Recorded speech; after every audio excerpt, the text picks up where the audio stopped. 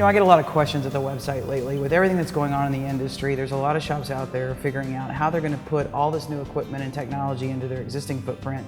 And some of you, the business is picking up rapidly that you're even thinking about expanding your locations. And does that mean additional concrete needs to get poured?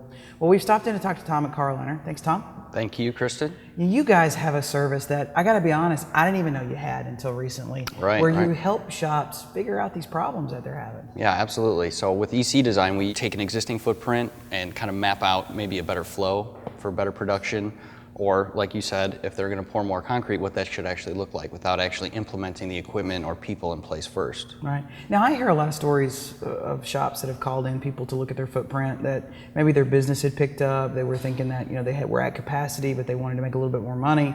And they were thinking of a construction project. But after working with what they had, we've been able to get more cars through with not even having to go there. Absolutely. And in a lot of cases, we've actually been to reduce their footprint down to just be more efficient with the space that they have. So that's been a huge bonus for a lot of customers out there. Are you getting a lot of requests right now for shops that are interested in how they're going to be able to put in the aluminum bay, some of the things that are kind of coming down the pipe right now? Absolutely. Yeah, it's been a big request. With the space that aluminum bay requires and the tooling and everything else that's the upgrades to the shop, you really got to plan ahead a lot.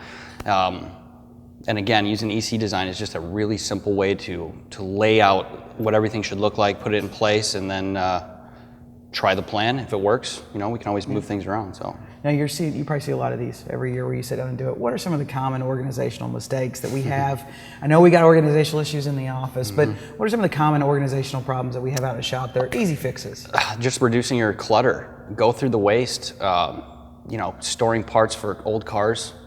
It's not really a profitable way. Every square inch of your building has a dollar value attached to it. So maximizing every square foot of that building is really the way to go. I mean, you can't be profitable without doing that. So, if a shop was thinking about maybe a redesign or getting into the process, you know, we know they got to clean it. You know, I guess if we're going to go through the 5 S's and we're going to clean and sort and all those things. What are some things on the checklist maybe that are helpful that the shop can go through and get in their mind before they call you guys and have you guys come in and do a design? One would be to clean, again, obviously clean everything up and look through your own process and try to find your own things that you can see wasted area, wasted space.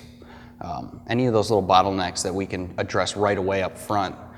Everybody's a little bit different, so there's no real blanket one way, or I call it like McDonaldizing the body shop. So you really need to go through and look at your own process and what works for your people, because the process isn't always going to be great for everybody. So you have to really, it's a custom fit. You know, you have to really look at that part. Right. So once a shop contacts you and makes that decision to have you guys help them with that footprint design layout and improving the process, what are some of the first initial steps that you're going to be doing with the shop? What can they expect? So first we're going to look at your annual production numbers so we can get an idea of how many vehicles you need to be pulling through the shop. From that point, we look at the process itself. So starting with blueprinting into tear down, body and frame, paint, and reassembly. So we look at those little pieces individually and try to find all the little flaws that we can. That's really all we're doing, is trying to just remove these, you know, deficiencies out of your process. Once we kind of nail that stuff down, then we can kind of look at what's going to work better for the flow of the whole shop. So that could be equipment layout, it could be moving whole departments. There's quite a few things that you go through, but those are really the big key players. Start to finish, from the time you start working with a shop to, you know, having a really finished blueprint or a footprint out there, what's the time turnaround on all this? Well, again, with preparation, if you can come to us with, we know we have these issues, the process can be a lot sooner. We've done it down to 30 days.